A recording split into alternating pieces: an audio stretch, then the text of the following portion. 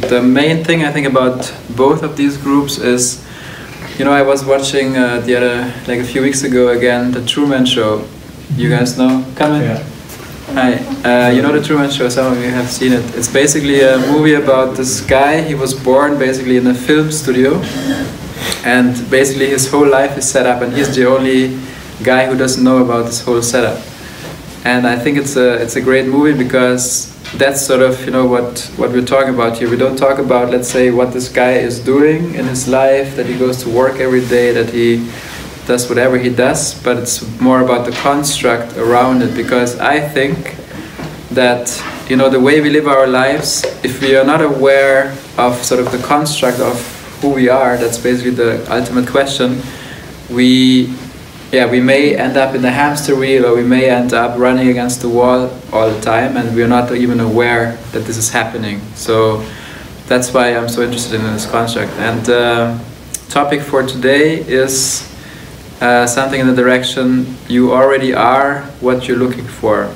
And I mean, most of the meetings that we do, they all go in a similar direction, which is basically the question of identification. I think, you know, like if we look around and if we sort of grow up and we live the life that is told, like that people tell us that we should live, or the society we grow up in, it's basically a life, I think, it's a lot of suffering involved, you know. People, I mean, it's not just that people have depressions, or, you know, they're angry, or they're not happy in their lives, but I think it's much deeper than that. Even if we're just a bit aware of what's happening, we realize quickly that it's sort of almost like, you know, we're running against the wall all the time. It's like this. Most of us are actually not even aware of that, because it has come that far that, you know, the stress that we have all the time, we consider it even as normal, meaning it's, you know, it's like okay to be tired all the time. It's okay to, I don't know, to work from 9 to 5 or 6 or 7 or 8 every day and be tired and just have 2 days, you know, where you can do whatever you want. It's okay to feel sick a lot, you know, it's okay to do all this. Like, I feel like, you know, we have accustomed ourselves to a level which is very low, and we have forgotten how our life can actually feel, you know, that we can be free, we can be happy, we can just express ourselves and not be afraid of, you know, expressing ourselves, of diving into life and just experiencing it fully. So the question, you know, we can also formulate it a bit differently. Basically, what's looking is what we're looking for. That's basically the same thing. And what, like, you know, fundamentally, like, you know, we all have, I guess, you know, seen what's happening sort of in the self-improvement industry or spirituality. What happens usually there is actually, in my way, almost the same as in religion or anything else we do in life. There's usually, like, somebody tells us, you know, you are here, and if you buy my product, if you get into a great relationship, if you buy this house, if you move to this city, I don't know, if you reach enlightenment, then you're going to be here. So you're here now. If you do what I say, you're going to be here, right? So that's sort of this gap. And, you know, that's sort of with everything that I just mentioned. So what I'm just saying now, what's looking is sort of what's looking right now is what we're looking for. So this other thing would be, we are looking for something that we are not yet, but we will be, and once we will be that, we will be super happy and everything will be great. But what I'm saying is, what's looking, and that's a fundamental difference in everything, that basically kills every self-improvement, every spirituality, every religion, I think. Because what this is saying is, what's looking, so let's say what's looking is what I'm looking for, meaning I am already that. It doesn't require that I do 5 hours of yoga every day. It doesn't require that I meditate 2 hours a day. It doesn't have 50 pages of requirements, because it's already it. I am, or like, you know, I think all of us here, we have already arrived. There's nothing to do in this realm, in this world, to get any better, any happier, any whatever. And that's like, I think that's a fundamental issue, because we, you know, the point here is that this is it. So we are already here. We can do, of course, we can do many things. We can do a career, we can have family, we can have houses, we can have boats, we can travel around the world. that's not the point, but it's very different if we do all of this and we try to find redemption or happiness in doing those things versus just doing those things out of celebrating life and everything. So, you know, these are two fundamental different things. It also means, for instance, you know, when we're sort of in spirituality or self-improvement, you know, the funniest thing I think is, you know, some millionaire writes a book and says the 10 steps to become a millionaire. Or, you know, we see, I don't know, Bill Gates on stage and we look at every movement he does, you know, maybe he does this every 10 minutes and we think, wow, maybe if I behave like him, I'm gonna be as rich as him, you know. Those are all sort of fallacies that we fall for. And as I said, like, you know, the other example is, you know, I really like the sentences, we are trying to get out of something that we were never in or that we can't be in, and we're trying to get into something that we can't be out. Meaning, for instance, like, you know, we think we're not in the moment. That's why we go out and we read books, how to get into the moment. You know, then we read the book, we're like, okay, fine, I learned a few things, but still there's something missing. You know, then we read the second book, we read how to really get into the moment. You know, then still it doesn't work. We probably like, you know, we have those self-talks and say, yeah, I didn't read it hard enough. You know, I didn't focus. I have so much going on in my life right now. So, you know, and then we read the next series and stuff. But then we realize it doesn't work because, you know, I think because we can never not be in the now. That's like, the thing is, like this, whatever is here, the fact that you're here aware right now is everything there is. Like this right here. Like, you know, I'm always fascinated by this. Like, for instance, if you also take this thing, what's looking is what you're looking for. So usually we think, and that's also a think or a belief, we usually think we're this body and the thoughts, especially the thoughts, but both, a combination of thoughts and body. So if we go through life like this, and that's the starting point, right? We start with this, and then everything from there, we take ourselves and we approach the world, we go out there. But my point here is that what's looking is not this body and the thoughts, but what's looking is, yeah, it's what's looking here through the eyes. It's not the eyes, it's not the ears, it's not whatever. It's looking through the eyes. It's basically a seeing. There's not a seer. You know, we usually think, like, you know, it's like those tribes, you know, old tribes, they always, like, for instance, they explain the weather. There's always, like, if it rains, there's a rain man. You know, if it's a thunderstorm, then the gods, they have created thunder in order to give them a lesson. So we have a tendency as people to always have to have some subjective in order that something can happen. Like, for instance, with us, just because there are thoughts and feelings, we assume that there has to be a thinker and a feeler. But if you ask me, I think that's not the case at all. Like, and you don't have to believe me. Just take, for instance, I always like to take the example of thoughts. So if it was the case that we are the thinker, it would be 100% possible to always control every single thought, because you're the thing. It's like, you know, like you're a baker, and when you're a baker, you can decide to bake a pretzel or a roll or a cake or whatever you want, right? That's sort of the principle.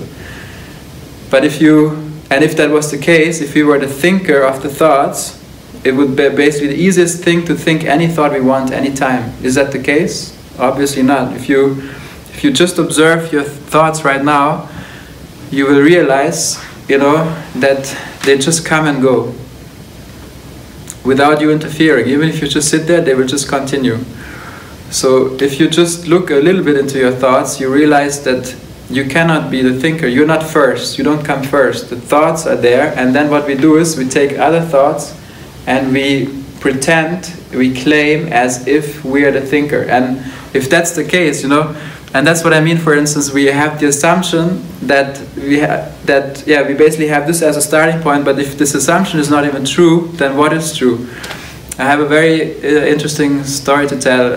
Like a few days ago, like let's say 1 week ago, I heard a friend of mine, and they said, you know, they're pregnant, probably twins. They went to the doctor, and the doctor said, yeah, it's like I don't know, 3rd month pregnant, and it's probably twins.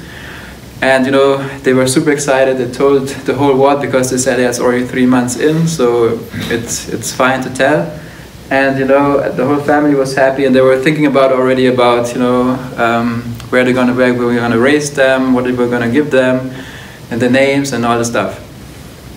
So after 2 weeks, they went to the doctor again, and then the doctor said, "Oh, I was mistaken. You're not pregnant." So, and you know, that's what I mean, like they have lived their life now, and you know, because there was, I don't know, something like in whatever, they did some treatments or something, and they saw, no, it was actually not a baby, it was something else, some liquids or something, right? So basically what they have done is they have lived this 1 week or so in the assumption, but not the assumption, but they had a strong belief, or actually as a truth, as reality, that they're pregnant, and everything was completely different in their lives. You know, they were so happy and everything. But then, that's the funny thing, is that she was never pregnant in the first place. They assumed so. Just because she assumed so, everything else started from that point. But it was a false assumption, and that's what I think. You know, that's so easy. Like, we fall for this so easily because it's enough. Somebody tells us, we look for some proof, and then we're convinced, and that's it. We're in it. And I think, you know, the biggest thing for our life, like that there's so much suffering out there, is not because there's something that, you know, we have to solve the whole world or something, but it's, and for this I mean, for instance, I read, also yesterday I read that 3% of the annual spendings of the US army would be enough to give everybody in the world enough food for like whatever, the whole year or something. You know, so that's not the problem. I think the problem is not, you know, that there's unsolved problems out there. I think it's all up to us, how we perceive the world and how we live. And basically the biggest cause for suffering, I think, is to be fully identified with something that we're not. It's that simple. And, you know, coming back to this example, is what's looking is what we're looking for. So let's have a look. So what's looking, as I said, is not this body, is not this thing. It's like taking a picture. When you take a picture, it would be like this. You take a picture and you have the camera as a tool, and then there's somebody behind the camera taking the picture. We usually take, in this example, we usually take ourselves to be the camera. You know, which sounds absurd when you understand the whole picture, but that's what we usually do. So let's say in this example, if the camera drops and is broken, we think we are broken and that's it. But we don't understand that that's not us. So basically, if you take this analogy for our body and mind, and you know, I think in this whole talk or discussion, for me it's very important that you don't believe anything I say. But what I'm doing is I'm just throwing in some nuggets to you, and then, you know, if you resonate with it, great. If not, also great. Because my point is, you know, I just want to, like, what has worked for me, I just want to share it with you.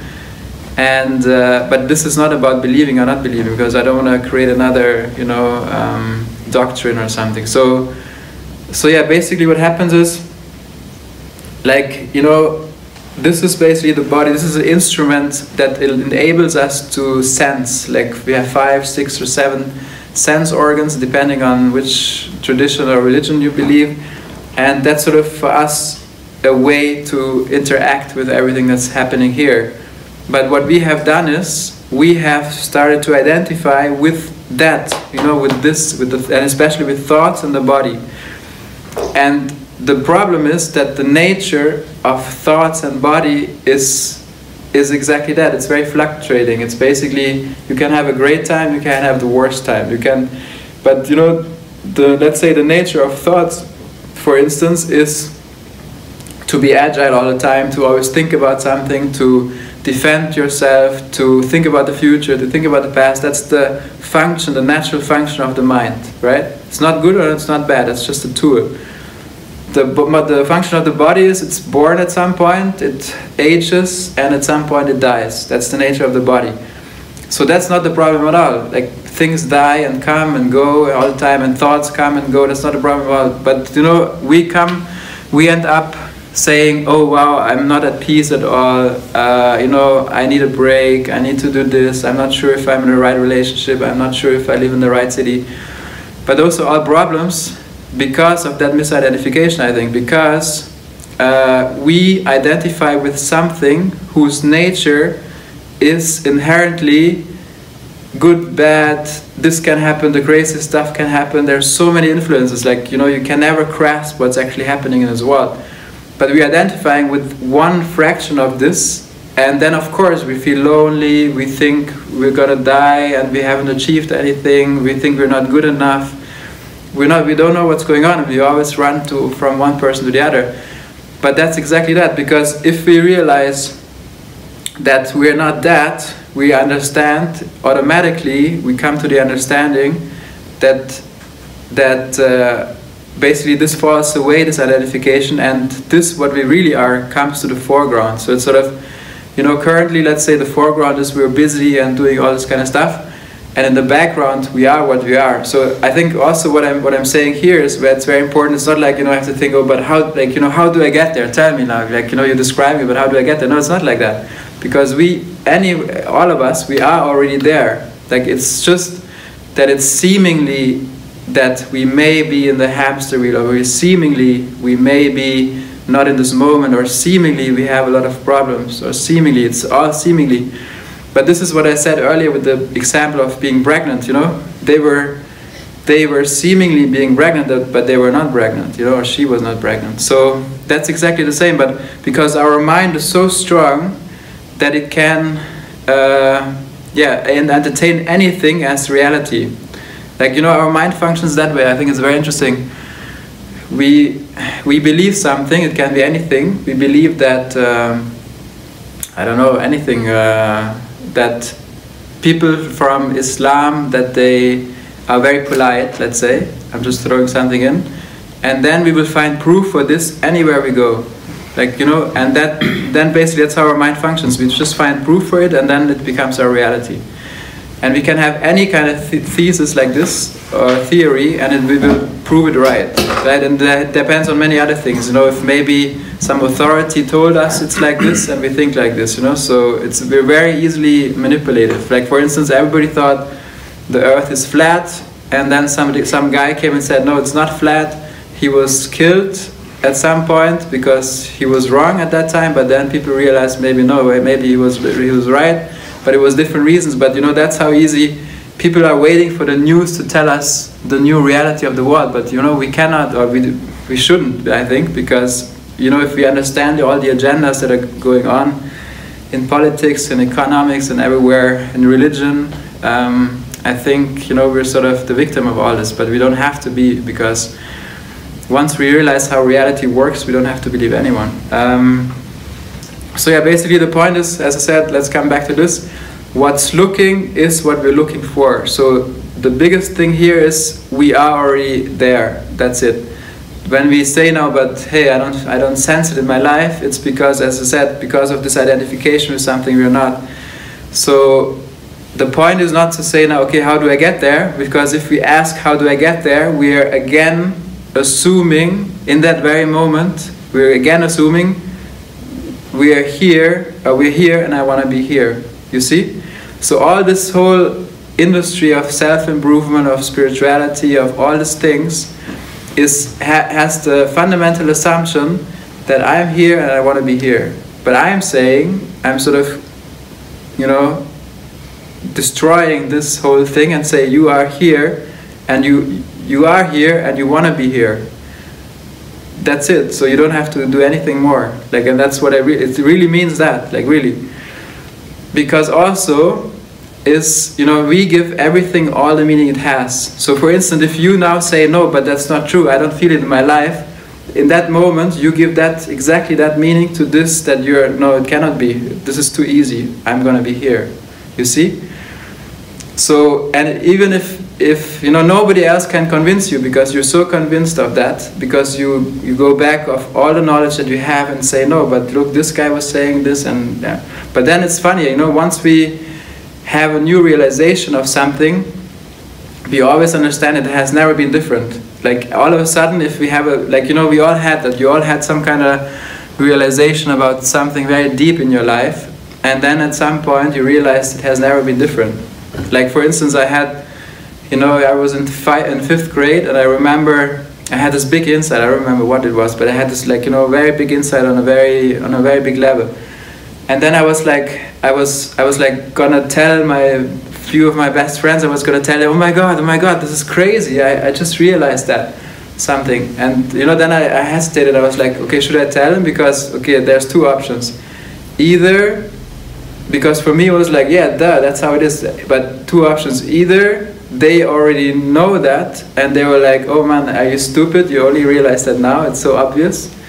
Or they wouldn't know it, and then if they wouldn't know it, and I was thinking, you know, if I had this if I didn't have the realization, somebody else came and said, oh my god, I woke up, you know, this life is not like this, it's like this, I would be like, this guy's crazy, you know, because I wouldn't have been able to understand what he means. So then I decided I'm not going to say anything because it's useless actually. And you know, that's basically like, you know, the allegory of the cave. It's this picture that, you know, we spoke about a few times. It's exactly like this. This picture explains the journey to wisdom, basically, you know. He's basically explaining that people are sitting in a cave. They're chained they're chained on the ground, and they only can look at the wall, at the shadows. And basically, that's what they take the shadows as reality. That's what they think is real. That's the real thing. Like for instance, the belief that we are this body and this thoughts. Okay. And then, so that's what they think is real. And then you have in the back, you have those people holding up symbols, and they are sort of the opinion leaders of the society. But they're all in the cave, right? And then that's the way out to sort of the light and to reality. So if you, for instance, let's take this example of who we believe we are. So if we believe, let's say I have this as example of I am my thoughts and I'm my body. So if you believe that here, let's say the thoughts and body is here in the shadows. So if you ask this person to get up and you unchain them and they get up and they see the full picture, first let's say here they would say, I don't know, we're not our thoughts. So they get up, and then they would first say, of course we are our thoughts and bodies, because there's nothing else. My parents have thought this way, my friends, everybody else. But then, because they're not used to this, but then once, like after a while, they see the bigger picture, and then they would realize that their whole life they have believed in illusions, because the shadows on the wall are not the real thing, but more the symbols that they carry. So they realize that all their lives they have believed in an illusion. And now imagine if they went back to the people sitting here still, they have never looked back, and you know, you would come and say, oh my god, guys, you are crazy, you're believing in an illusion. They would say, what's wrong with you, you're stupid, like it cannot be like this, you know, I don't have an experience of this, so it cannot be like this, and so on, right? So that's exactly the beauty of this process of becoming aware of things. And you know, I think at the same time it's also, there's many barriers, because it's almost like when you have an insight about something deeper, there's almost this gravity that takes you back to where you were before, because you know, all the people around you, society, and I don't know, something is interested in not getting you out of there but pulling you back. You know, it's also sometimes it feels like as if you're lonely, but you know, once you have experienced that truth for you, there's no way back, you know. Maybe that it's a process of maybe like, you know, like sort of like this, where you go on the playground, a seesaw, and then, you know, at the beginning it may be like a bit shaking, at some point, you know, you cannot go back, so it's more like this, and at some point it goes on the other side. So it's like that, and yeah, like, you know, I think the most important thing in all of this, what we talk about, is the effect this has on our lives. You know, it's not about a theory, it's not about having some nice talk, or you know, this kind of stuff, or a theory, but it's basically what effect does something have on my life. Like if I believe A, or if I have my worldview is A or B or C, what effect does it have? And we usually by default just take that worldview or how we perceive life from society, whatever society is. It's the teachers, it's our parents. It's sort of, you know, we just soak up everything that we see, right? That's a natural thing. But yeah, in my experience, this was the effect this had on me was very frustrating. You know, I was not happy. I just don't resonate with it. But just because everybody else does it, it sort of feels like, ah, shit, I have to do that. But then but usually the thing is we are not aware of option B or option C because it's not there.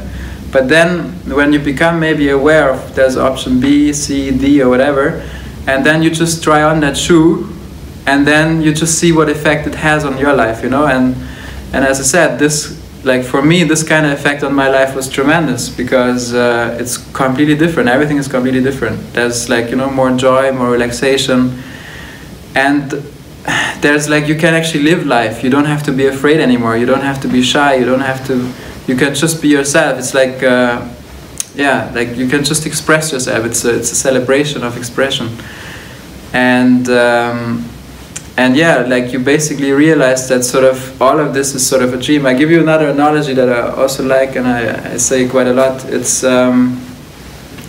you know, because sometimes it's a bit hard to understand. So if you say, okay, I'm not this body, I'm not this mind, so what am I at the end of the day, right? That's the question. I think it's possible not to say what we are, because when you hear someone say, like, you know, we're oneness or we're joy or something, it sounds a bit, I don't know, funny in a way. But I think we can understand what we're not, and that understanding of what we're not can lead this background, what we are, to come to the foreground and automatically without doing anything. But this analogy is basically like, you know, you have let's say you have a wall or a screen in a movie theater, and on the screen everything is happening. All the actors are there, the emotions, the sound, everything is happening there, all the objects. And, you know, usually we take ourselves, we identify with one of the objects on the screen, right? So we think we're this action figure here, Benjamin, and then he's going through life and he's experienced stuff, and sometimes he has bad days, sometimes good, sometimes he's sick, sometimes not, whatever. And that's a life, as I said, to me it was a life that was a lot of compromise involved, you know, which I didn't like. I thought, I was convinced that it's possible to live a life where it's based on yeah, whatever, on joy, on peace. You don't have to go from this and you have to do this. No, it can be a pleasant experience overall, like really pleasant. And so in this analogy, so basically we're not one character on the screen, but we're the white light that helps, you know, in the projector, that brings the pictures to the wall. And that white light has all the power, because without the white light there would not be any objects. And basically the white light, the attributes of the white light is nothing. It's nothing. It's like, it's basically a white light. So it doesn't have any attributes. So basically you could also say, if you take this as, you know, as sort of saying this is the world of form, everything that's perceivable. So everything that's perceivable is the form, and what we are is the formless, because it's the same as, you know, if your tongue was made out of salt and I gave you salt, you wouldn't taste anything, because the same of the same cannot understand or comprehend the same. So in this example, so if we are not anything that's perceivable, because this table is perceivable, everything's perceivable. And you know, the funny thing is this, we go through life, we assume, that's the funny thing, I think. So everything that's perceivable, so we go through life assuming that that this body is the subject, and hi, come in. This body is the subject, and everything else is the object. Yeah, I think that's one of the funniest things ever. So we think, like, if you just look for yourself right now, so we think that we are looking out of this, and this is part of the subject, and everything else is an object. But we oversee very clearly that this is part of the perceivable. We can perceive this as well. This is part of, you know, if you look at this as a whole, this is part of it. This is not like cut here and then you look at here, but it's basically part of it. That's the funniest thing, you know, we oversee that usually. So actually, so as I said, this is a confusion between the subject that we take this as a subject, and the object. Object is like everything else. But that's the funniest thing if you really see what I mean, because, you know, this is part of this world that I can perceive. So the question is, what is it then that's perceiving all of this? If I can perceive this, I cannot be this. But it's a gross. Hold on, we do the question later. So if I perceive this, I cannot be this. It's not possible. So then what is it that's aware of this, or what's looking? That's exactly the question, you know? So as I said, I can put it in words of the form is this and the formless we are. So what's looking is what we're looking for. So we're not looking for a body, we're not looking to get a house, we're not looking to, I don't know, have this relationship. Because, for instance, if you're looking for an amazing relationship, then the relationship is just a tool for you to get something else that you want. The house is not the end of what you want. I don't know, whatever you want always, it's not the end, you know. Otherwise, if we reach something that we wanted, I wanted this Porsche, and I get the Porsche, I'm gonna be happy the rest of my life. But it's not like this, obviously. It always goes on the search, and that's the whole point. So yeah, like you look, that's what I'm saying. You don't have to believe anything. You don't have to look out. You don't have to read 100 books to understand all this, because you can just observe for yourself. It's very easy. But we are so conditioned and busy usually with our mind that we forget the easiest things. And that's the thing. The most obvious things we oversee. It's almost like, you know, the fish in the water, right? If you ask the fish in the water, what is water? He would be like, what? Like, you know, it's always there. So you're not aware of the water. And it's like this with us. If you ask, you know, what are you? And you say, I don't know, I'm just the awareness of all of this. You will like, you know, you're like, what is this? Or what is awareness? Because it's always on. It's not something, you know, awareness, this is what we are. Like, it's not some elite thing that you can gain, but it's just being aware right now of this moment. You know, we all are aware right now. But the thing is not that we go further and say we are here with this camera. We're not this awareness, but with a camera. So yeah, basically that's the point of this. And so yeah, now we can just open up for questions or discussions, and you can start if you want. I just wanted to make a comment about your what is the word I'm looking for? Body analogy, because you said the body is something we perceive, so it can be exactly the what is perceiving, but it's also a part of the experience of perceiving itself. For example, you touch and you perceive a touch, and that wouldn't be possible without a body. Exactly. So the body, that's what I say, the body is the instrument, you know. So it's like you have like channels, like basically, let's say there's an awareness or something, the seeing, the hearing, and the tasting, the touching, it's happening, right? And then obviously the body is like the instrument, you know. As I said earlier, like when you take a picture, there's something, the subject is the guy behind the camera. But camera is basically, let's say this analogy would be the body that enables the connection between what we are and this world here. So, you know, so we're saying the same thing. Do you guys have any questions or comments or anything?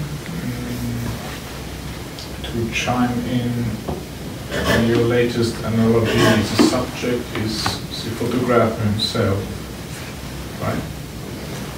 In this analogy, the subject is the photographer. Yeah, but in recent years it's changed more or less, that the photographer is actually photographing himself. How would you relate to this?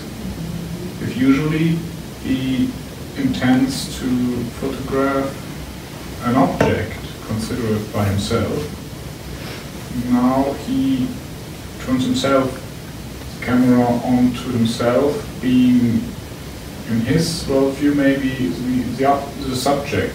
So kind of the subject actually tends to photograph himself intentionally.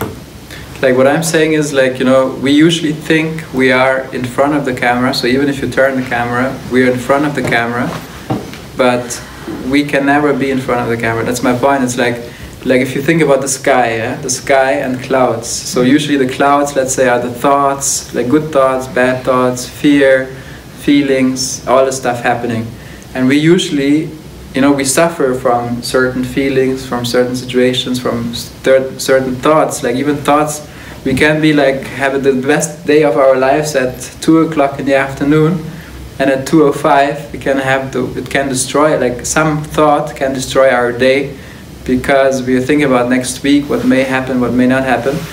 So that's the clouds, and we identify with the clouds, not knowing, not understanding that we are the sky. And you know, if you look at the sky in this example, I like it because the sky doesn't have any scarves or any marks. You know, if there's 1,000 airplanes coming, there's no mark in the sky. There's like, but the clouds are usually, you know, like we think we have a great day when there's happy thoughts and happy feelings. But my point is, you know, it's not about that. It's not about the clouds, because we're the sky. We're something that will never be affected by the clouds. And that's I think something, you know, that changes the whole effect everything has on our lives. You wanted to say something else? Yeah, I'm still struggling. Well, I'm struggling with a lot of things, but one thing is a picture that there is no gap between what you are and what you are looking for, if I got it correctly. I'm thinking about, what about goats in this picture? Goats or girls? Goats. Personal goals, for instance. Goals, okay. Things that you'd like to achieve, things that motivates you, things that I think the majority of us in some point need, that have influence on our lives, sometimes rule our lives, defines us in some way. So if there is no gap between what I am right now and what I'm looking for, would that mean that there are no goals at all, or I have achieved everything that I can imagine? Okay, that's a very good question, because you know that's very important. Because what I'm not saying is you should not have any goals. You just lay around on your couch and not do anything. Not at all. It's the opposite. That's the funny thing. It's the opposite. So when you become aware, because currently, let's say we have this thing. You know, we're told we have to have goals, ambitious. They should be high, but not too high. You know, there's a whole science of goals, right? So let's say you're in this goal thing.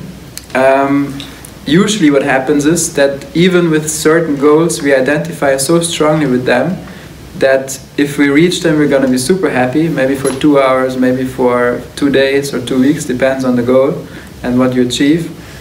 And if we don't achieve them, we're going to be sad and maybe, you know, desperate or whatever. So the point is not to have any goals or not, because that's not the point at all. But the point is that, you know, everything will continue exactly as it has always been. With what I'm saying, the only difference is it doesn't bother you at all, like zero, what's happening here in this world, like zero.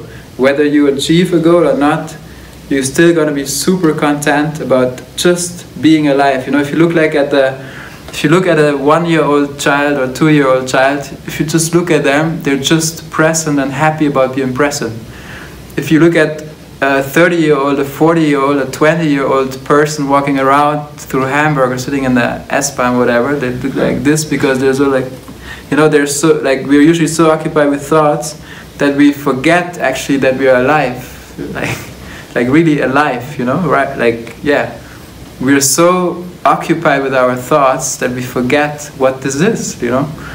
So what I'm saying is, you know, I'm saying that whether you achieve a goal, whether you are in this relationship, whether you get this house, whatever your social standard is or whatever, it does not affect you at all because you're alive, you know. You have this feeling, this aliveness. So meaning, now, like, you know, I know what's coming now with the mind. The mind is saying, but come on, if I'm like running around always happy, then I will land on the street, or, you know, I will not have a great job and what my ambitions. But if you ask me, there's no such thing as free will. You don't have to believe that, but I think there's no such thing as free will. And everything else, everything is just happening anyway. The thing is we think we are certain that we have free will, we are certain, we claim everything that's happening, we claim for ourselves and say, I was the doer, I'm the thinker. It's almost like this, you know, but like if you look at your body functions, you think you're in control of everything in a way. If you just take one moment and look, what are you in control of regarding your body? You're not in control of anything. Like for instance, your heart beats constantly without you saying, okay, heartbeat on, slower, faster. Your breath is going on, in and out. Your digestion is happening. It's not like, you know, it's like, hey, sorry, I don't have time tomorrow. I have to digest my burrito that I ate. You know, it's like, it's all happening, and even with the thought, so your assumption would be, yeah, but you know, I'm here, my goals are here, I have to do so many things to achieve my goals, but you're only bothered about this because you know that if you achieve your goals, and people have told you you have to have goals, and if you achieve them, you gotta be satisfied, and if you don't achieve them, you're not. So it's like, oh shit, I have to think about my goals because that's actually my self-esteem and my self-confidence is closely related to it. But at the same time, I'm also saying, you know, if you think it's important to have goals, I think I'm the first one to tell you, follow your goals and also have some self-esteem from them, because the worst thing that you can do is if you misunderstand this whole thing, and then, you know, you're just like, everything is fine anyway, but that doesn't work, you know, but that's not what I'm saying. I'm not saying you should be like, just chilling now, not do anything and be rude to everyone. It's actually the opposite. As I said, if you identify with this body, you're going to be shy, you're going to be careful, there are so many things you have to pay your attention to. But if you're aware, imagine it's like this, you know, each one of you has probably played some video games. If you play a video game, you have 3 lives in this video game. You don't care if you die in this game or not, fine, and you do something else, you drink tea afterwards. But you know, that's like this with us. We think this is it. We only have one life, this is our body. I'm like, oh shit, so many things can happen. And then of course your whole life will be determined by this fear and anxiety. But if you understand that maybe you're not this, how do you live your life? You live it like in a computer game. Of course you're not gonna jump off the building or do something else, but it has a whole different nature of everything, you know? Oh, hold on, you had a question, so you first. I guess because I've also been thinking about this or trying to get it for a long time, so in my understanding, a very clear way to put it is just try to surrender as far as possible. Because the way we are raised, especially, you know, I think you're German, right? Mm-hmm. So, you know, we have this very rational culture, and you have to know what you're doing, you have to have a plan, and you have to consider all the possible outcomes and scenarios, and then you have to find, you know, the right course of action to take. And so all of this stuff takes up like the entire capacity of our minds. And obviously it's completely wasted because there's no way we control the future. You know, there are so many infinite possibilities of things that could happen that, you know, even just trying to make a plan like you would play chess, you know, it's ridiculous. So I guess once we're able to surrender the need to control all of these things and the need to identify with the little mind-body complex that is able to, you know, see maybe 1 or 2 steps ahead, but we just completely drop all of that and we focus on being unconditionally, you know, open and present and ready to receive or something, we just enter the state of consciousness where automatically we know exactly what to do when we have to do it. And it just arises from moment to moment. And so there no longer is this need, you know, just for example, 2 days ago I had this very interesting day because it was one of those days where that exactly clicked, you know, that was just going on. And so I just kind of at some point I just left the house and then I went here and then I went there and then it was very strange because somehow I didn't plan out what I wanted to do, but I just went with this sense of, yeah, I trust that I'm on the right path and I don't have to control all of these things.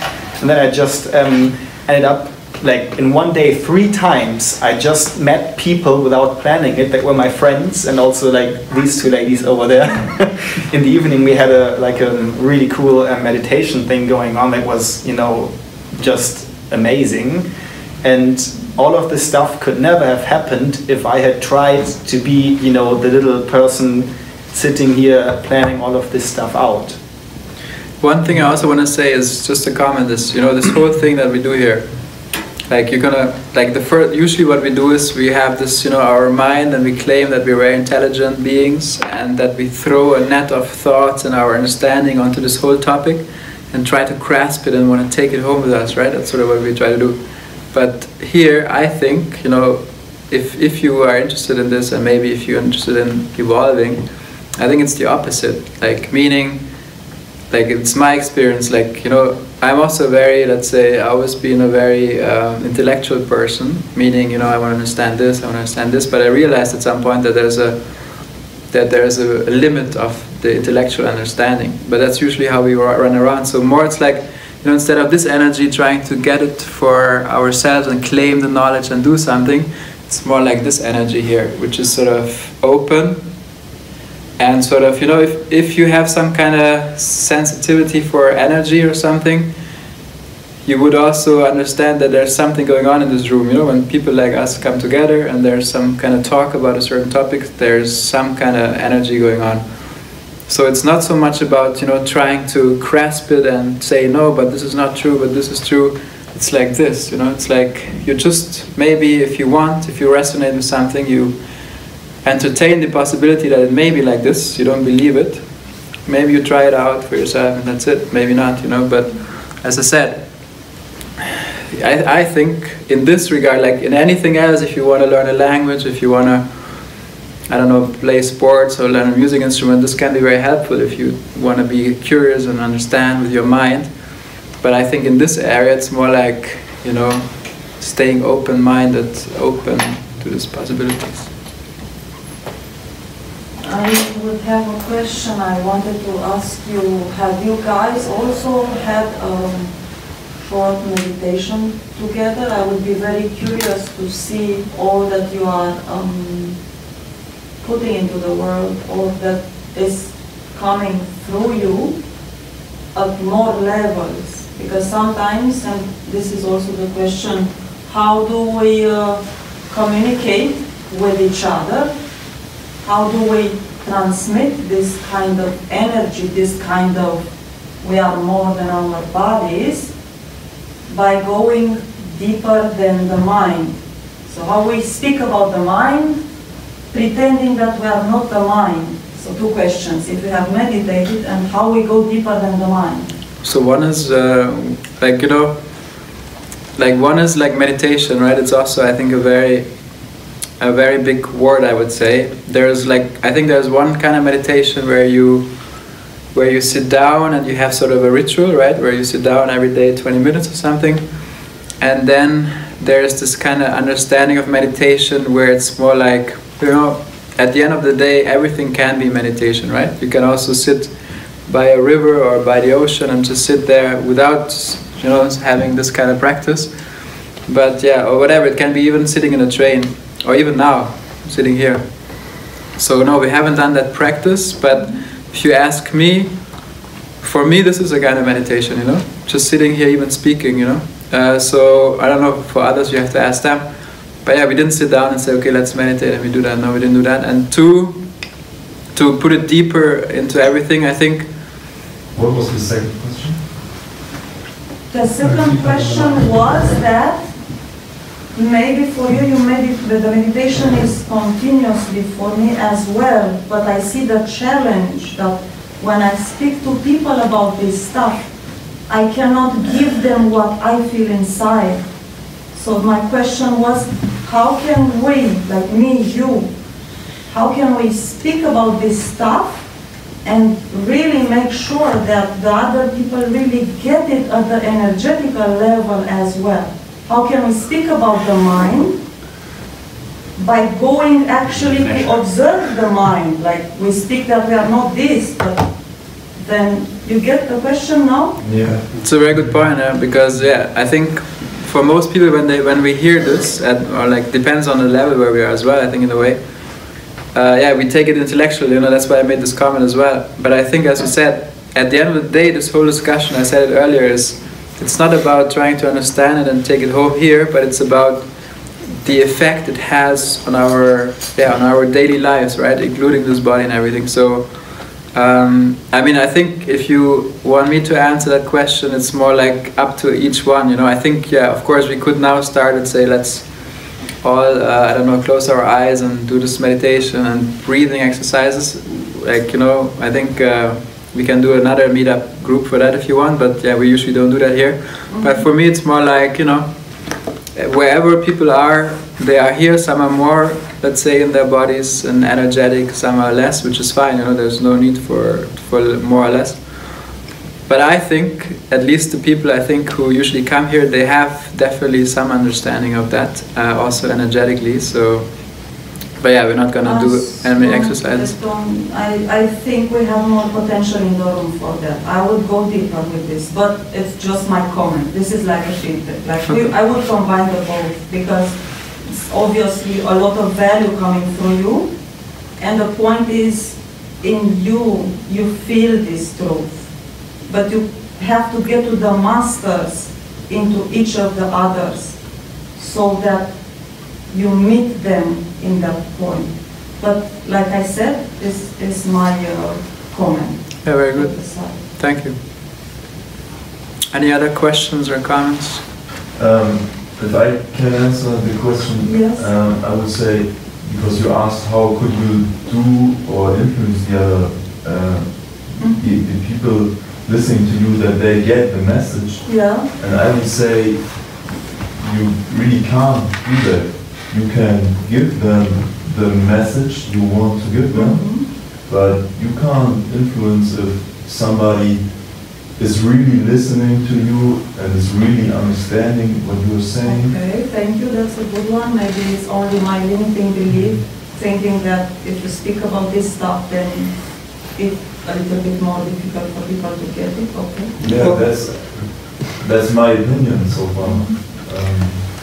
And so if you think it's up to you how the other person is receiving your message and your input, is, for me, it's somehow controlling them. You can't control how they get what you're saying, and so you can just be you and then see if it has an effect on the other person. I mean, look, like, I don't think you were there when I explained, you know, the allegory of the cave by Plato? No, I wasn't. Like, you know, for me it would be the answer, if I agree with Vincent, like, you know, the answer would be, like, I just very quickly, because we spoke about it, so there's a cave, yeah? You don't see it very well, but there's a cave, there's shadows on the wall. Yeah. The people that are sitting in the cave, they can only see the wall, the shadows on the wall. There's symbols here, and the symbols are projected onto the wall from here, okay? Yeah. So if those people all their lives, they have only seen the shadows on the wall, not the actual objects, okay? So if you ask a person now to free them and get up, they would basically see the symbols, and if you ask them what is reality, the shadows or the symbols, immediately they would say the shadows, because that's what they're used to and everything. After some time, when they're used to with their eyes and everything, they would understand that no, it's actually, they understand the context that the symbols are projected onto the walls, and they would understand, okay, this is more real than this. So if you now, let's say, this person who has seen the whole picture down there, if you would come back to those people, let's assume in an analogy that some people have a higher understanding and some people lower understanding. If this person now goes back to their family and friends from before and would say, hey guys, I have seen the truth, and it's not like what you guys are doing, this is not the truth, but I have seen the truth, this is just an illusion, what you guys think as reality. You know, so now, if they said that just like that, they would be like, you're crazy, that's stupid, it cannot be like this, right? Of course, then they could try, you know, to sort of, I don't know, do some meditation practices or something where it's more on a feeling level. I think that can work, but maybe not, you know, not for all of them. So that's why I'm saying, you know, I think it's in a way what Vincent says, it's like, we are all like in a, it almost feels like we live in a different universe, in a different cosmos, in our own sort of, you know, where there are certain rules and certain things happening. And yeah, it's basically like, you know, the transmission of the flame. Let's say there's a flame and you want to put it to others, and it's not, sometimes it works, it resonates because there's something happening, but many times not. So yeah, it's more like, you know, there's a flow of whatever, this kind of thing happening, and then sometimes it's resonating, sometimes it's not. It's Thank you. Hold on, you wanted to say something? No, you. No, I think I understand both of your points, and because obviously both of you are, you know, right in what you're saying. Yep. So I guess Complementing each other. yeah, exactly. So I feel like these are two different ways of kind of holding the space for people, so they feel free to allow more of themselves, you know, to be their, you know, real self and not this little limited one. So I think in whichever way we do it, for some people the one way works more easily, and the other, for some people another way is more accessible. And I've been to many different, you know, groups or classes or teachers or whatever, all had a different approach, and I think everything has a very unique value to it. For example, you know, 2 days ago when we had this meditation, that was one way that was kind of completely detached from the mind. Obviously it was some kind of a guided meditation, so there were words involved, but it was kind of a more inward and maybe more formal setting.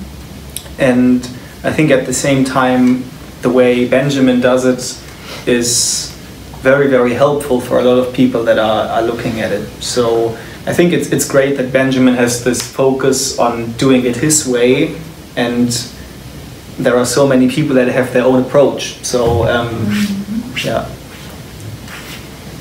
Done? I want to go back to the topic.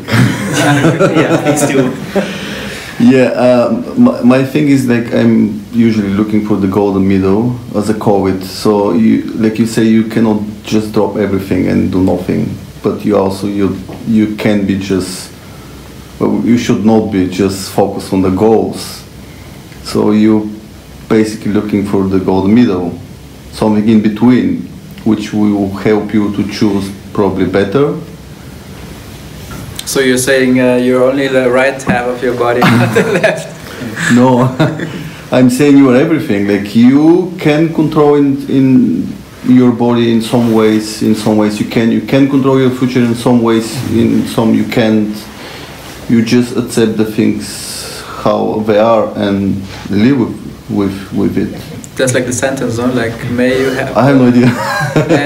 You know, I hope you have the, I don't know, may you be able to control what you can control, and may you able to let go of what you cannot control. Yeah, something like this. And have the wisdom to differentiate between the two. Yeah, people spend too much time worrying about the things which they cannot change. And that's like probably the main issue for the stress in this world. It's like, if you see the picture, a few months ago I told you, like, you have one guy in between the two worlds, like in the shadows. He's there, he know the cave, he know the outside, and he can choose where to go. Right. Basically, if you're aware for the choices, you can make your choice. You want to say something? Yeah, maybe I can make a quick comment on that. According to my opinion and my experiences, it's very difficult to figure out for a suitable definition of what does it mean to control something. To control something can be done on different levels. Of course, I can control somehow the movement of my hand. Or I think I can. It made me believe I can. But is it really a control? Do I really control my hand? Is the movement, or is the control of the movement a control of my hand? No, I cannot control the blood with my fingers. I cannot control all the cells with what they are doing. So the closer you look at something, the more difficult it becomes to control. The more complex the system usually gets, the more knowledge you have to take into account, and to control every single bit of information stored in my hand is, I think, not possible for us as human beings. So when you talk about controlling something, you spoil it down somehow. You make an abstract picture of something, you simplify it, and this simplified situation, this you can control. I mean, you know, if we see what the mechanism of this thing that's happening is basically the claiming, what you just say, you know, something is happening and immediately, like milliseconds afterwards, we claim that I was the doer of this, I was the thinker of this, you know, that's sort of the claiming that's happening constantly. Like it can be anything, you know, you basically, I don't know, yeah, you do a great job at work, or yeah, you lift your hand, or I don't know, whatever happens, you know, we claim that we were the doer, or like, you know, you leave a party early and say, oh yeah, because I have to do this and this, but you know, we have no clue why we're actually doing things, you know. But the mechanism is we're claiming, we pretend like we know everything. And that causes a lot of stress, because when we pretend like we're the claimer or the controller, we also have to defend and we have to explain and we have to do all this stuff, you know. We're like the masters of explaining and claiming. So if we see that that's happening, and even that is just happening, you know, that's not done by anyone. What's the part of my thing that you don't need to care if you can move your fingers. You are thirsty, you grab the glass and you drink. Yeah. You don't need to care. If you start to care for every cell in your body, what's the problem? Yeah, but So, just stop it. What do you mean by I understand something? Well, or when are you convinced that you have understood a process? Yeah, that's a big topic. Only a few hours. So, yeah. You wanted to say something? Yes, first, congratulations for the branding, by the way, it's awesome, creative. I would love to hear more about, you said we don't have free choice. Can you develop more this view? I would love to see your unique view on this. I have my own, but I free will. Free choice. We don't have free choice. Free will. Free will. Free will. Or free will, yeah, it's different. Yeah, it's different. That's what I'm asking. Yeah, it's different. Yeah. So free choice. Free will. Free will. No, I can talk about actually said free will, free right? will, yeah. That we don't have free will. I'm so curious, what's your point on this? What's your... yeah, we could have the whole discussion about this, but yeah. I mean, I'm expecting to get something from your unique perspective, which will enrich my own experience. So yeah, so basically, I always thought that we have free will. Like obviously, you know, that's how we grew up, right? Do we think, like, so we think that our consciousness or our awareness is in this body, and so basically, with this body, we're aware of things, and when the body is gone, we're not aware. And basically, what I just explained, the claiming, you know, this claiming is a process of, let's say, I call selfing. Selfing meaning it's not a, like, you know, usually we say we have an ego or a self, and then we have a higher self or a higher power or something. But what I'm saying is, I don't call this a noun, this self, but it's more like a self thing. It's a process that's happening. So anyway, so the main activity of the selfing, that, you know, how we usually pretend we are, is basically claiming of things. So there's a thought coming and I'm claiming that's my thought and I'm the thinker. There's a I don't know, action happening, I'm going to this party, and then I say, oh, I decided to go to this party, so I have free will. So that's sort of the claiming. Things happen and we claim it right away. And you know, I said earlier, so for instance, if you want to look at free will, do we have free will or not? If you ask me, we don't have free will. Why? Because, okay, for instance, like if you look at the thoughts, yeah, the thought process. Thoughts, if I observe my thoughts, they just come and go. Like if I sit here, even now I'm talking, I don't know what's coming out of my mouth, right? I'm just talking, there's thoughts, there's words coming. When I sit somewhere, there's just thoughts coming. There's many explanations, many reasons why not, but what I see for myself is that I'm not, I don't come first as the thinker, and then I think thoughts and I can think whatever I want. At the same time, you know, if you look at energies, of course you can, in a way, it's possible to influence thoughts and feelings and everything based on your resonance or frequency levels and this kind of stuff, right? Or if you meditate, that's for sure. But what I'm saying is, there's no thinker, there's no doer, There's no entity that decides and does things. Yeah? So my point, if you talk about free will, my first question would be, who has free will? Who is there to have free will? And if you look closely, if I look closely of what's happening here, there's no subjective that can have free will. On an absolute level, obviously there is free will because there's only one thing that's just happening constantly, right? On that level. But on the level that we usually take ourselves to be as this action figure, Benjamin, there's no free will because, as I said, if you just look at the closest function, thoughts, they just come and go. Are they influenceable? Yes, depends if I'm here. If I'm in the mall on Saturdays, there's a whole different thing going on, so it depends, there's some kind of group mind and stuff. If you look at the body, like, I said it earlier, I think you guys were not there. If you look at the body, there's no control over the body at all. Like if you look at the heartbeat, the heart is beating. If we were in charge of keeping the body alive, I would die after 2 minutes, I think, each one of you guys. Because we would just forget to digest the pizza from yesterday.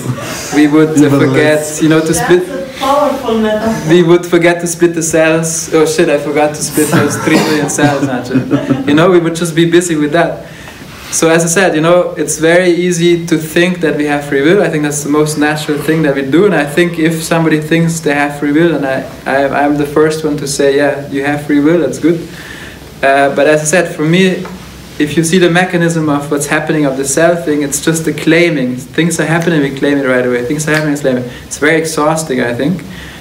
It can also be very, many things. But as I said, my point is, what effect does it have? If I don't have free will, what effect does it have on my life? Tremendous. And the funny thing is, some people say, oh, but now I start thinking I don't have free will, then everything is going to fall apart, my whole life. But no, because the point is, there was never any free will in the first place, It was just, there was things happening and then the claiming coming, yeah, I did that, yeah.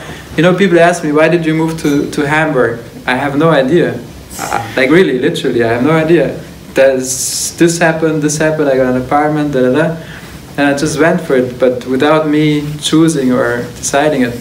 But as I said, if you look normally or at the surface, it looks like we have free will, but if you just, in my experience, look a bit deeper, then it's very obvious that there is not. Like the consciousness is flowing through you somehow. Yeah.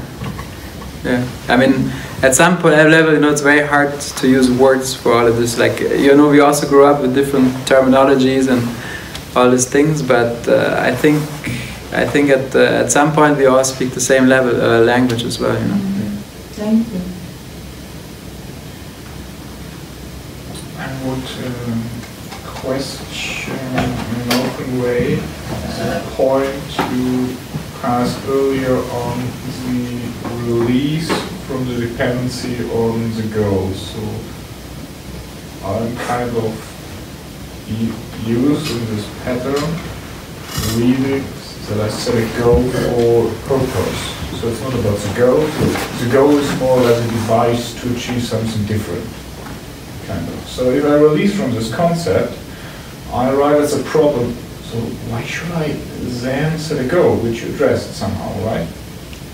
So yeah, but I think, as I said, there's no problem with setting goals or not, because it's like drinking a glass of water. When you're thirsty, you drink a glass of water, that's it. But my point was, you don't make a problem out of drinking a glass of water. You don't make a problem out of making goals, because my point was, some of us were so into achieving goals that if we reach them, we're on cloud 7, and if you don't reach them, we're depressed or something, So my point is, it doesn't matter what's happening here in this world. It doesn't matter at all. It cannot affect us, never. It can never affect us anywhere.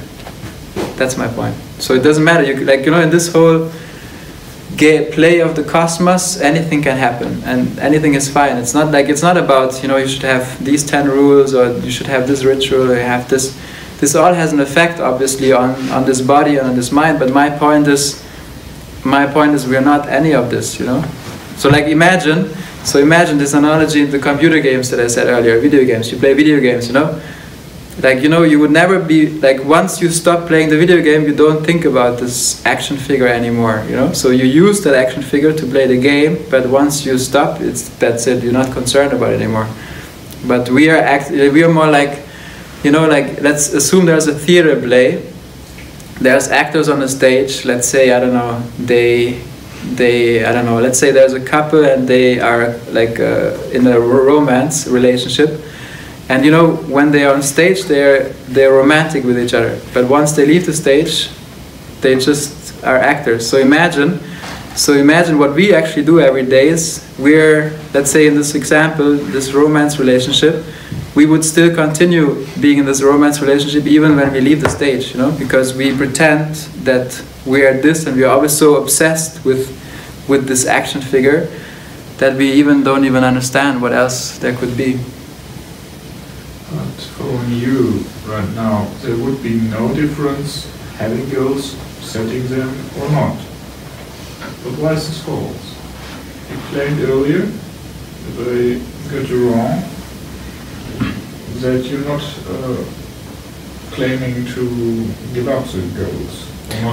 So my point is not whether, it's not important whether or not you have goals. My point is that you don't get your self-esteem or your self-worth from achieving or having goals or something, or anything that's happening here, you see?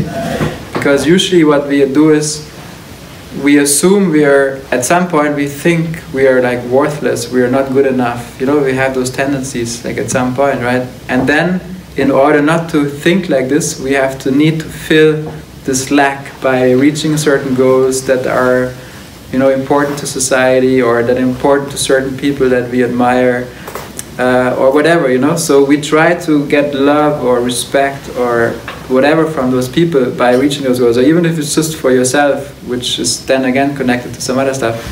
But my point is, you reach goals or have goals or whatever, but it doesn't matter at all, because my point is, whether or not you reach goals or have goals, be aware that there's nothing you need to achieve in order to be worth. You see? So my only point is that have goals or not doesn't matter, but don't attach your self-worth to achieving a goal or not. That's all. Okay, something like answer. Something like an answer. We try to do stuff. You set a goal and you think you should reach the goal, but not always you can. So we just try. Like, you're not predefined to do this thing. You're not born with this goal, right? And what's the thing? Like if you go in school, not everyone finish school because we just try. The people which manage, they have, let's say, best luck or something. But you have people which also fail because no one is predefined to finish this goal. We have these goals in this society, just that's all. Yeah, it's just part of the game in a way. Yeah, it's exactly part of the game. My philosophy, I just have ideas, never goals. I just follow few ideas and whatever happens. But imagine for a moment, like imagine, just have a look at this, like you have a goal, like, and this goal is set by you, right? And maybe influenced by other people as well, but it's set by you. Imagine, like it's really hilarious and in a way. Imagine, so you're sitting there, and if you achieve it, you're gonna be very happy, and if you don't achieve it, you can be really down for days, or I don't know. Imagine, if you really see the mechanism, it's hilarious, I think, no? Like, you know how from my perspective, it's really hilarious because it's just a game at the end of the day. Yeah, like even if you play another game, you can be fully into it, and it's fun, you show emotions and stuff, but you know, if people get destroyed from this, I think it's very hilarious in a way. You wanted to say something? Yeah, I would have two comments if I may add to the, no? Yeah, go ahead. One is that the goals don't bring really that aliveness. True. Because This is you one. immediately after reaching it, you immediately set in search of new goal. So that's why we can have goal or we cannot. If we have goals or don't have goals, that is not the question. The question is the aliveness that he also speaks about. And the second comment is the goals that we have or that we set can sometimes come from the fact that we have went so far away from our aliveness, which is natural, like in kids. So then we are kind of lazy or uninspired with life or stuff, and we need to set some goals so that we can get somewhere, because otherwise the universe is so infinite that we can float like to nowhere without goals. So on a scale, no goals, many goals, the aliveness has nothing to do with goals, and then from no goals to many goals, we kind of have to, on the other line, we kind of have to find our uniqueness and mission and combine it with the aliveness. And then we can have goals, many or less. And I think everybody comes from a different direction. You know, some people they have so many goals that for them it's good not to have so many goals, and for some people they're like fully, as you say, they're floating, and maybe for them it's good to have some goals. You know, so I think we all come from a different point of view, and I think that's beautiful what you said. Exactly. You wanted to say something? Yeah, I don't know if I can express this, but this idea of goals, having goals, is it good, is it not good? First of all, what is a goal? Can we say a goal is something I want to achieve? Mm-hmm. Okay. So doesn't this mean, by definition, that if I don't reach this goal, I don't get what I want, which was achieving this goal. And this is actually what drives me to even try. You say we try to successfully go to school, and the wanting to achieve this is what makes us try. Otherwise, we could do something else. Yeah? It's the reward. Yeah. So I cannot understand what is the magic that makes us try something, if then, in the end, if we don't achieve it, it has no negative consequence. Very interesting. If I may, so there's this known saying that it's not about the destination, it's about the trip, you know? And eventually, if you are trying to reach somewhere, you are doing that effort for the effort itself. For example, I don't know, you want to become like a famous football player or whatever. But the thing is, you do it not because eventually you are definitely going to become a famous football player. You know, you might not have that in your body. But you do that because you like playing football. And that in itself is a goal. Every moment of every minute that you do that, you are actually reaching the goal of doing what you like at that moment. Doesn't necessarily need to be that eventually it's about an outcome that needs to happen at some point in time. Does that make any sense? If you mean that the goal is not becoming a big football player, but the goal is to try to become a big football player, then it makes sense to me. Yeah? But different goals. Some people, not everyone, not every football player just enjoy the football. Some of them are just because the money. You know, but you know, when we speak about goals, you know, there's also so many examples of people who have no goal at all to achieve something big, and they were just doing it, you know. Yeah, they just did. You know, so yeah. Hold on, there's many hands. Who hasn't said anything today yet? Who wants to say something? No. Okay, you were. I'm just wondering if it's necessary to set up a goal and then try to reach it, or it's this is related to a comment that he made several minutes ago. If I got it correctly, he did something he was happy about, he understood something, gained some insight in something, and if he looks back, then he may conclude, okay, this was a goal that I have already reached. So the question is, must the fulfillment of a goal always lay in the future? Well, no, actually, the way I think, can a goal be something that you have achieved already? No, I think the bizarre thing about all of this is that we try to use our minds to predict the future or to set a course. But I think the mind actually is way better suited to look at the way things have happened and then give the meaning and our interpretation of, you know, what actually led to one thing, led to another and something.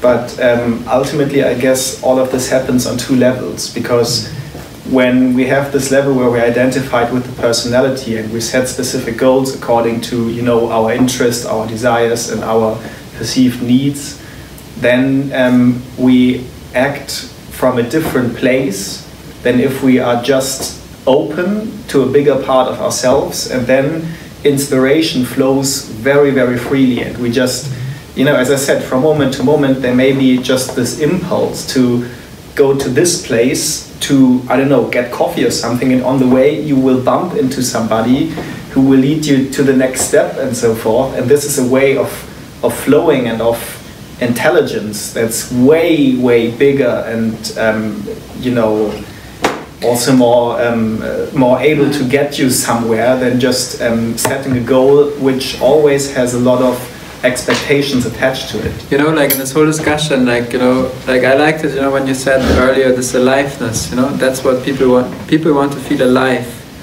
And, you know, I think now we're speaking a lot about goals, but I think the goal thing for me is more a thing that doesn't feel so alive. You know, the more we focus on goals, it doesn't mean it's wrong or right, you know, but I think the main thing for me in this whole thing is to feel alive, you know. I think that's what people, I think that's what all of us want. We want to feel alive, we want to feel there's something happening. But that's also partly, and we can explain everything, but I think it's partly due to the value system of society, you know. You get awarded when you have I don't know, seemingly awarded when you have a Porsche, when you have a big house, when you have a great job, and people aim for that. But who gets awarded for being fully alive, you know? Like, let's say, as you said, like if you look at children, 2-year-old children, you know, they're just happy and they don't care, you know? There's nothing happening. So yeah, I think if in our society it was like the biggest thing to be fully alive and walk around and hug people and look into their eyes and stuff, I think, you know, everybody would run around and try to do it sort of in a way. But yeah, we reward it for other things, you know, and I think that has some impact. But I said, the main thing for me here is to feel fully alive and not to, as I said earlier, you know, you see people and our day is destroyed just because we think what may happen in next week or in 1 month, which may actually never happen, but we're so concerned with something that's actually not happening versus being here and being aware that we're fully alive. I think another major problem with this goal setting and aspirations and ambitions is if we approach all of this, you know, life or doing things or taking action from this mental level or this personality level, then we always set up all of these conditions and expectations, and we try to force life to take a certain course or to flow in a specific direction which we are not able to control. And so this will always lead to, you know, disappointment and frustration, and because we just feel overwhelmed. You know, there's always all kinds of things that can happen that throw us off course, and then we feel like, oh shit, I have failed. Because, you know, we just have these completely ridiculous and unrealistic expectations of making things happen in a specific way. But if you flip this equation around and you don't think once I get this and this I will be happy, but you just decide to be happy and to be present and to be open in the now, then you will automatically receive the inspiration and the guidance to get to whatever you want, and then also in a way where what you could have envisioned from your personality self is just like the basement of it, and the way the real big self, or, you know, self is not the right word, but, you know, what we really are, and can envision something that's maybe not just the basement, but that's an entire skyscraper that's way bigger, and you know, this tiny little thing that, you know, you don't even care about. I mean, one insane example for this, what you're saying, is exactly like failure. You know, that's exactly what you said. People, they you know, we get so obsessed with failure and think it's the worst thing that can happen. But if you really look at failure, failure doesn't exist. It does not. It's only a very strong concept that's out there by society. That's just, there's a lot of fear involved in this, but it does not exist. Failure does not exist. Why? Because if you really look what failure is, it means on a, I don't know, on a term either for yourself, you set a goal, you don't achieve it, then you say, oh, I failed. Or on a society level, you know, you look what's important for society, and you have a job, you know, I don't know, maybe it's good to have some kind of family or friends or whatever. And then you say, you don't have a job. The people, they literally get depressed when they're fired and they don't have a job. But you know, it's not like that. When you don't have a job, that's a failure. Because that's just a very strong concept and a very strong belief. Because if you look at failure, it just means that's the expectation and you didn't meet the expectation and done. So how can you, like, so the only thing that's needed not to fail any time is not to have that expectation, not to buy into that expectation of anyone. So even if society has this expectation, it doesn't mean that you have to buy into it. No, but we think we have to, and then we failed. But my point is, you know, our power is much higher, much stronger than having expectations from outside and not being able to fulfill them. It's like an insane, whatever system or whatever. But as I said, it cannot get to us at all. Like we have to play along, then it can get to us.